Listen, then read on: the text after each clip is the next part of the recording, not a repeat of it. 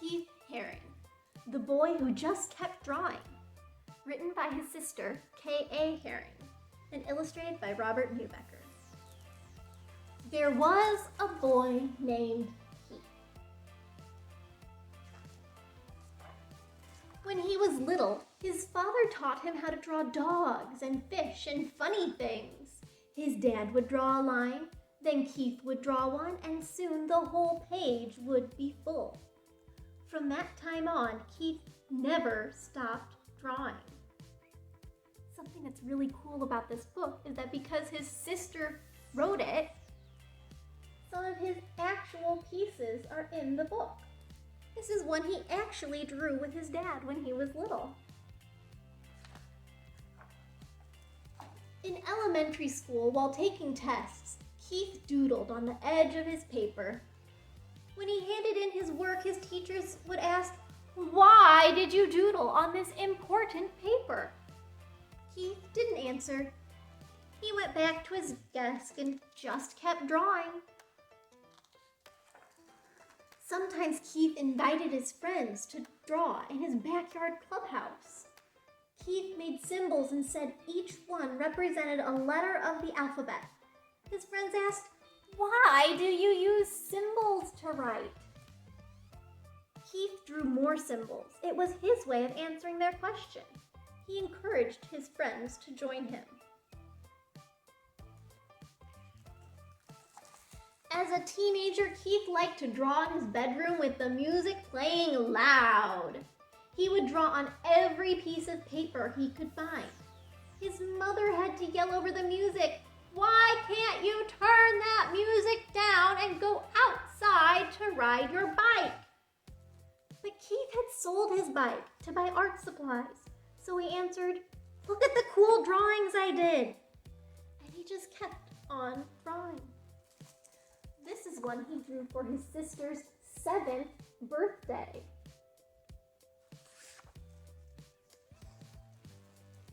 When Keith was in high school, he won first prize for his art.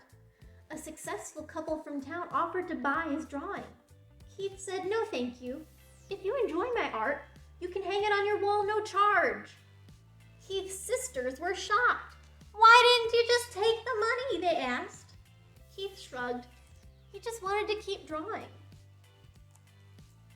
Keith graduated from high school and went to the big city of Pittsburgh to a school that would teach him about art. There were boys on the street trying something new, breakdancing.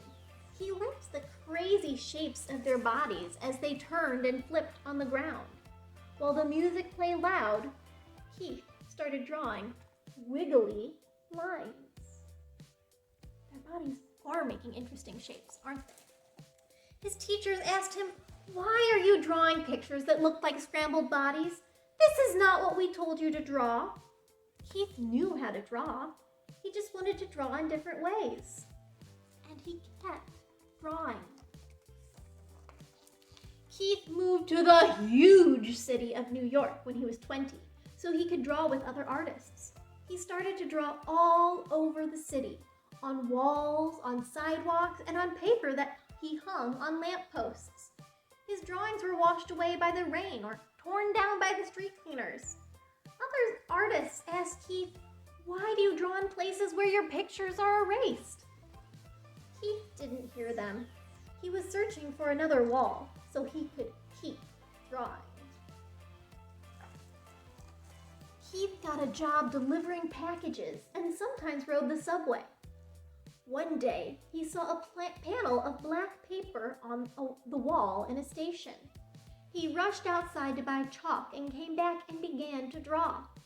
The white chalk made smooth, bright lines on the black paper.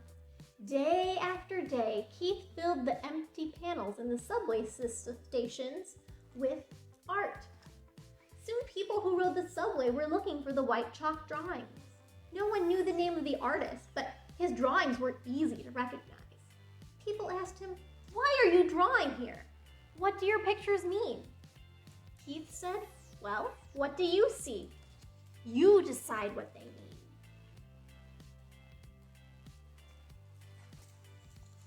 Where Where Keith lived, there was trash on the street and people didn't always say hello to each other.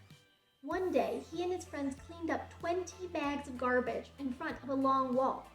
Then Keith painted square faces with smiles and body shapes dancing upside down. The neighbors liked the drawings and stopped to say thank you. A policeman came by and lectured Keith, "Why did you do this? I have to give you a ticket because you didn't get permission." Keith paid the fine and just kept drawing.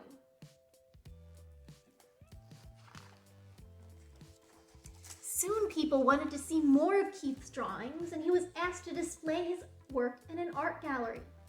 Art was hung from floor to ceiling, and in between, he painted on the walls. Keith invited everyone to come and enjoy his work. All of Keith's artwork sold. The gallery owner asked him, "What are you going to do with all this money?" Keith said, "I read in the newspaper that there are kids who don't have enough to eat. I didn't have this money yesterday, and I was happy. If I don't have it tomorrow, I'll still be happy. All children need to eat. I'll send the money to them." The gallery owner gasped, "Why?" Keith just smiled and started to draw again. Now people were inviting Keith to draw in famous museums and exhibit in galleries all over the world. He was proud he had become a successful artist.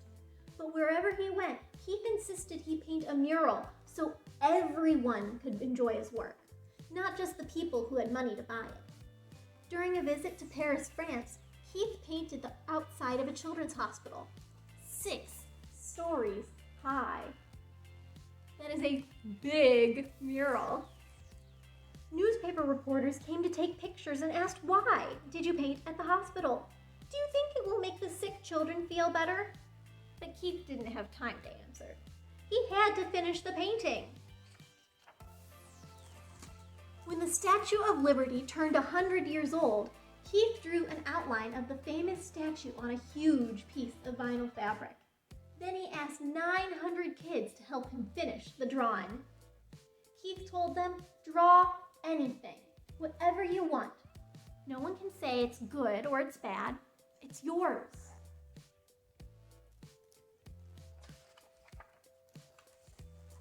When the giant painting was displayed, people were amazed to see what Keith and the kids had made. But the art critics couldn't understand why a famous artist was drawing with kids. But you know Keith.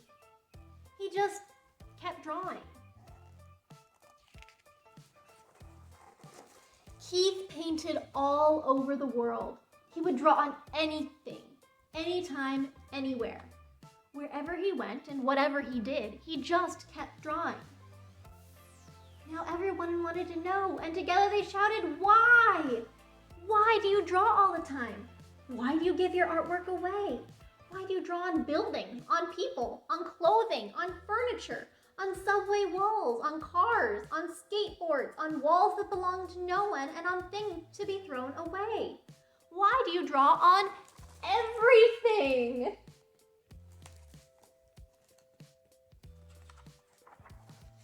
Keith stopped drawing just for a moment and answered, "I draw all the time because there are many spaces to fill. I give my drawings away to help make the world a better place. I draw everywhere because everyone needs art." Then Keith turned back to the street, took a piece of chalk from his pocket, and just kept drawing. The